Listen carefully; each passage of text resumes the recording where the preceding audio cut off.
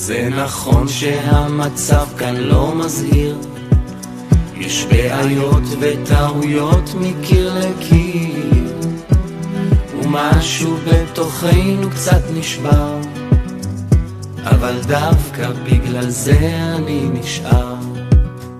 זה נכון שיש כאן פחד קיומי, אני מבחין בו בעיניה של אמי, הסדק שבינינו שוב נפער, אבל דווקא בגלל זה אני נשאר.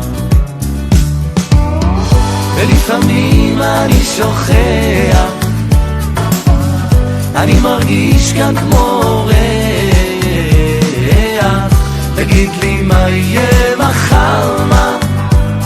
דווקא בגלל זה אני נשאר. זה נכון לאנשים קשה לשרוד, לך תסגור עכשיו את החודש בכבוד, ומה עם כל ההבטחות של כבוד השר? דווקא בגלל זה אני נשאר. ולפעמים אני שוכח, אני מרגיש כאן כמו ריח, תגיד לי מה יהיה מחר, מה?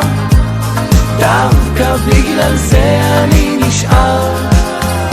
כן, דווקא בגלל זה אני נשאר. תגיד, איפה אתם בחג?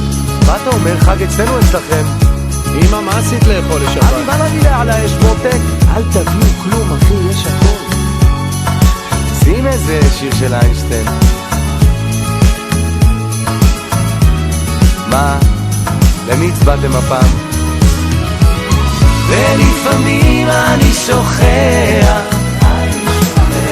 אני מרגיש כאן כמו ריח, תגיד לי מה יהיה מחר, מה?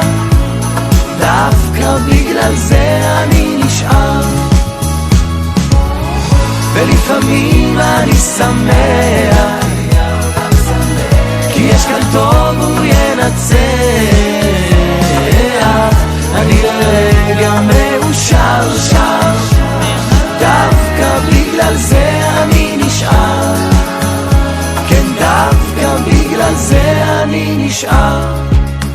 ובחלום אני בורח במטוס, ממילואים, מהמשכנתה, מהבוס, ונוחת באיזו זולה על ההר, אבל תמיד הרי בסוף אני נשאר. כן, תמיד הרי בסוף אני נשאר. דווקא בגלל זה